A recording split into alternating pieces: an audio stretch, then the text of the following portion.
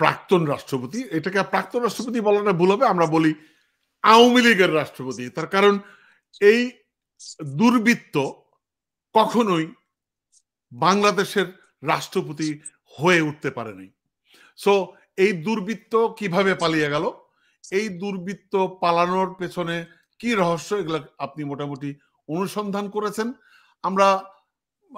আমরা এই বিষয়গুলো নিয়ে একটু কথা বলতে চাই। আমি আপনার টেকটা নিতে চাই, সাকিব। জি, অসংখ্য ধন্যবাদ ভাই।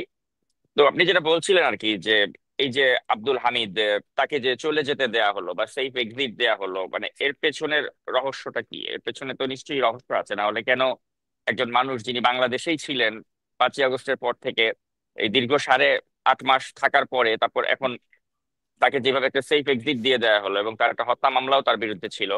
তো এটা নিয়ে নানা আলোচনা সমালোচনা হচ্ছে।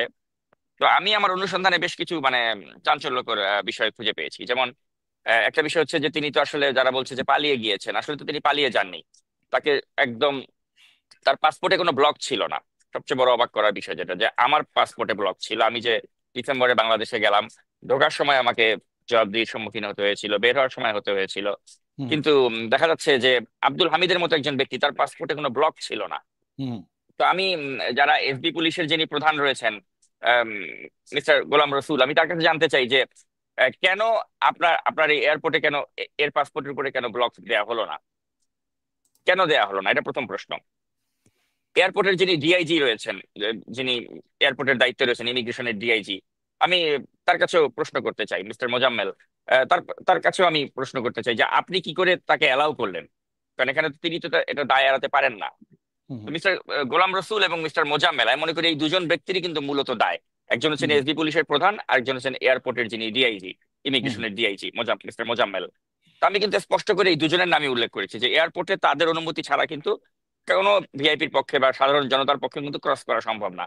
তো এখানে মূলত দায় কিন্তু তাদের।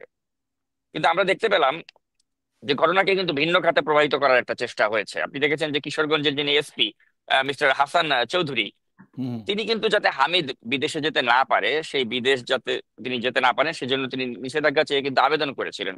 ওই চিঠি কিন্তু ইতিমধ্যে সামাজিক যোগাযোগ মাধ্যমে ভাইরাল হয়ে গিয়েছে।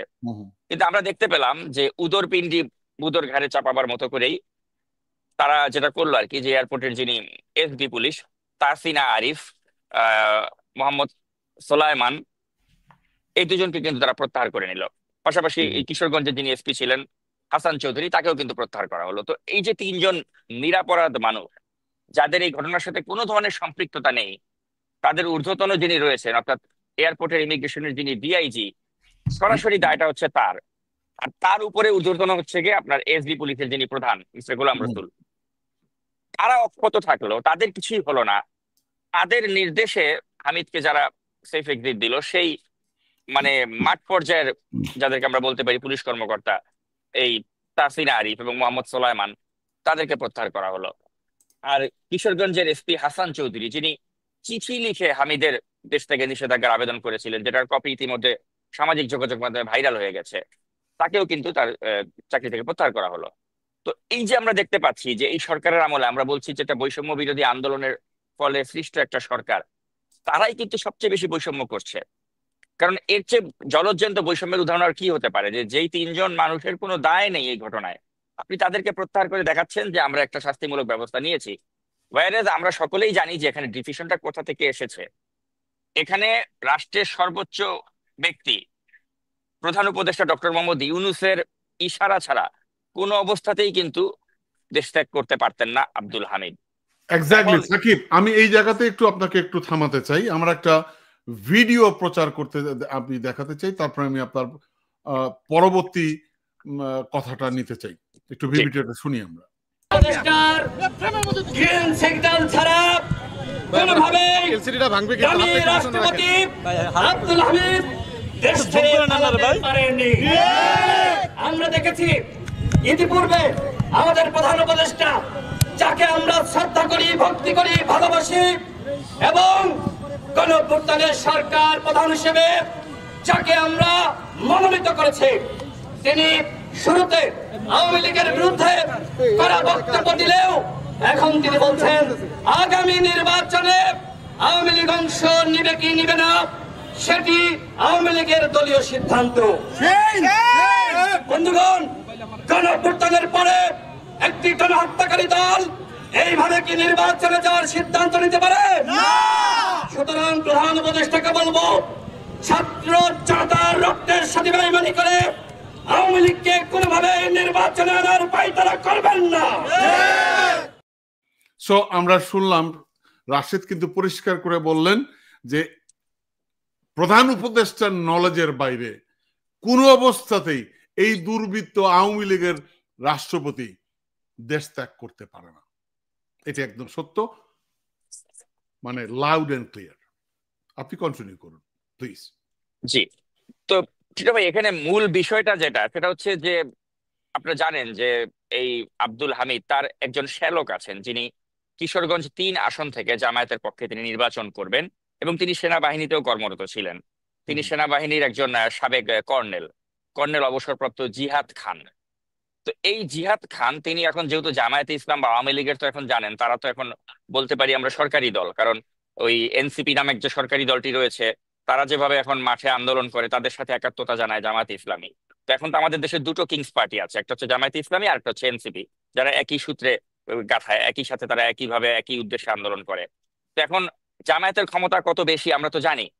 তো এখন সেই জামায়াতের হয়ে যিনি কিশোরগঞ্জ ৩ আসন থেকে নির্বাচন করবেন, কর্নেল অবসরপ্রাপ্ত জিহাদ খান, এবং তার যেহেতু দুলাভাই লাগে আব্দুল হামিদ, তো তিনি তো তার দুলাভাইয়ের জন্য সুপারিশ নিয়ে গিয়েছিলেন ডক্টর মোহাম্মদ ইউনূসের কাছে, যে স্টেজ 4 ক্যান্সারে আক্রান্ত আব্দুল হামিদ, তার নিয়মিত কেমোথেরাপি হচ্ছে না, এখন তার কেমোথেরাপির জন্য তাকে যেন বিদেশে যেতে দেয়া হয়। এই মানবিক আবেদন নিয়ে এই শ্যালক তিনি তার দুলাভাইয়ের জন্য মানবিক আবেদন নিয়ে তিনি ডক্টর মোহাম্মদ ইউনূসের কাছে যান।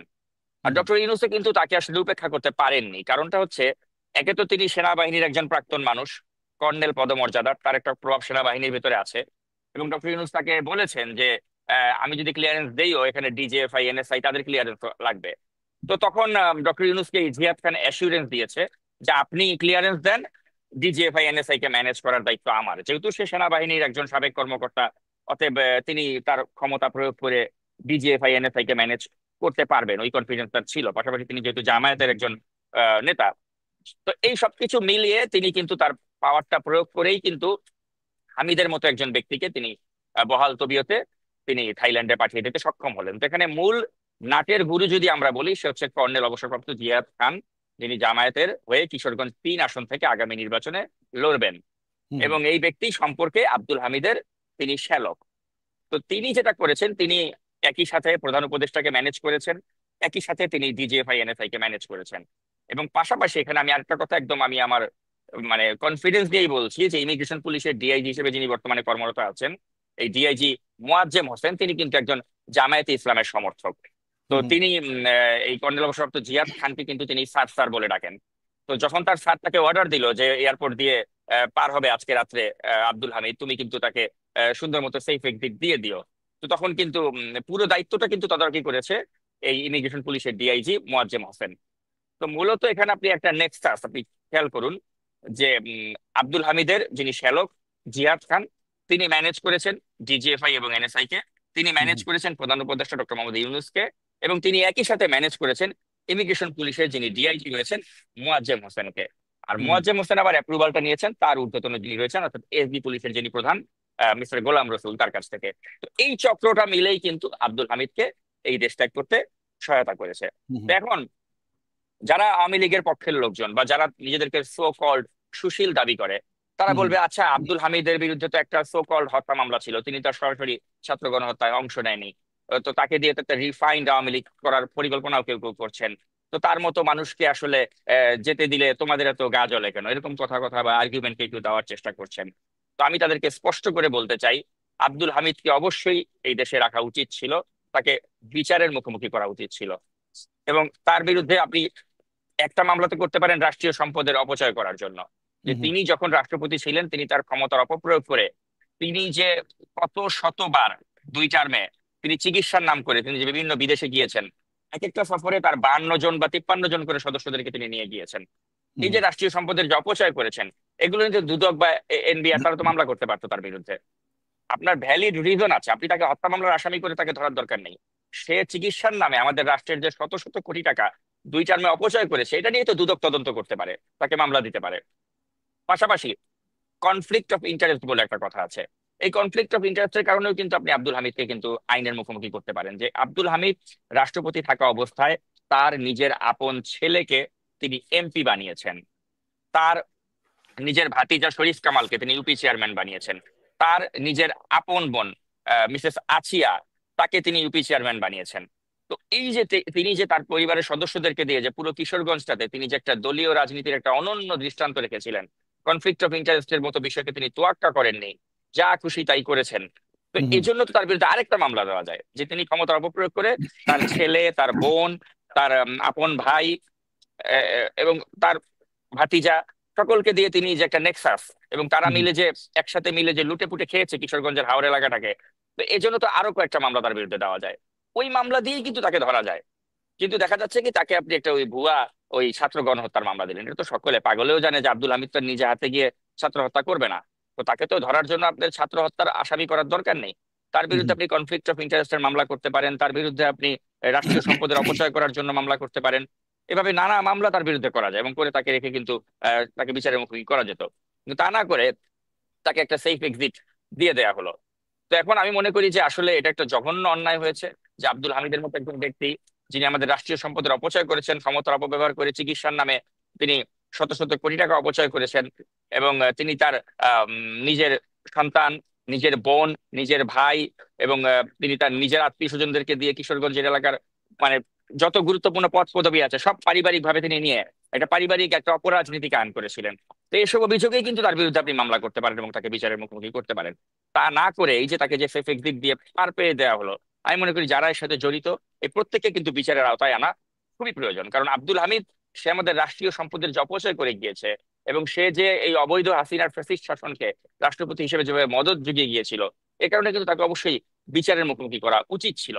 কিন্তু তা না করে তাকে এই যে ক্যান্সারের চিকিৎসার নাম দিয়ে তার প্রতি যে একটা মানে মহানুভবতা দেখানো হলো, এর কোনো মানে নেই।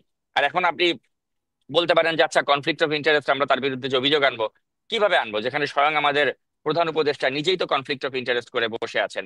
তিনি নিজেই তো তার নিজের জন্য তিনি আদম ব্যবসার লাইসেন্স তার লাগবে, তার নিজের জন্য পিএসপি লাইসেন্স লাগবে, তার নিজের একটা ইউনিভার্সিটি লাইসেন্স লাগবে। তিনি প্রধান উপদেষ্টা হওয়ার পরে তিনি তার গ্রামীণ কল্যাণের 666 কোটি টাকার কর মকুব করে ফেলতে পারেন। তো যিনি নিজেই প্রধান উপদেষ্টা হয়ে হাজারোটা কনফ্লিক্ট অফ ইন্টারেস্টের মতো ঘটনা ঘটিয়েছেন, তার মতো ব্যক্তির কাছ থেকে আপনি আব্দুল হামিদের কনফ্লিক্ট অফ ইন্টারেস্টের বিচার দাবি করাটাও তো আসলে একটা হাস্যকর বিষয়। তো সব মিলে আমি মনে করি যে আসলে আমাদের এই জাতির জন্য এটা একটা অত্যন্ত দুর্ভাগ্যের বিষয় যে এই ধরনের ঘটনাগুলো ঘটছে, ডক্টর ইউনূসের প্রত্যক্ষ মদদে ঘটছে। এবং আব্দুল হামিদের মতো ব্যক্তি, তার শ্যালক, যিনি জামায়াতের রাজনীতির সাথে জড়িত, তার প্রভাবকে কাজে লাগিয়ে তিনি দেশ ছেড়ে চলে যেতে পারেন, এটা অত্যন্ত লজ্জার এবং অপমানের বিষয়। পাশাপাশি আরেকটা অপমানের মতো বিষয় হচ্ছে যে আমাদের বাংলাদেশ নামক রাষ্ট্রে জামায়াতে ইসলামের একটা অত্যন্ত শক্তিশালী বট বাহিনী রয়েছে, এবং এই বট বাহিনীগুলো যখনই আমি বা আপনি সত্য কথা বলবো, এই সত্য কথা তাদের এতটাই গায়ে লাগে যে তারা সাথে সাথে কমেন্টস করে আপনাকে গালির বন্যায় ভাসিয়ে দেবে। তো আমাদের যারা সুস্থ মস্তিষ্কের যেসব দর্শক আমার এই বক্তব্যগুলো এতক্ষণ শুনলেন বা সামনে শুনতে যাচ্ছেন, তাদের উদ্দেশ্যে আমি একটা ওই ডিসক্লেইমার দিয়ে রাখি যে আমাদের কমেন্টস বক্সে যে পরিমাণে গালি পড়ছে, এই গালিগুলো দেখে আপনারা বিভ্রান্ত হবেন না। যেহেতু আমি জামায়াতে ইসলামের সমালোচনা করছি, যেহেতু আমি জামায়াতের কিশোরগঞ্জ 3 আসনের হামিদের শ্যালক কর্নেল অবসরপ্রাপ্ত জিহাদের সমালোচনা করছি, তাই জামায়াতের বট বাহিনী তারা আমাকে এবং টিটো ভাইকে গালাগালি করছে। তো এই গালাগালি দেখে আপনারা ভাববেন না যে এরা আমাদেরকে প্রকৃত দর্শকরা গালাগালি করছে, এরা আসলে বট বাহিনী ফেক আইডি তৈরি করে গালাগালি করছে। তো এটাও একটা লজ্জার বিষয় যে জামায়াত ইসলাম তারা অনলাইনে এতটাই শক্তিশালী যে তারা যখনই আপনি যৌক্তিক সমালোচনা করবেন তাদেরকে, তারা আপনাকে গালি মারবে। তো আসলে কথা হচ্ছে কি, আমি বা আপনি তো আসলে এই গালি কেয়ার করি না। যদি গালি কেয়ার করতাম তাহলে তো এভাবে অকপটে সত্য কথাগুলো বলতাম না।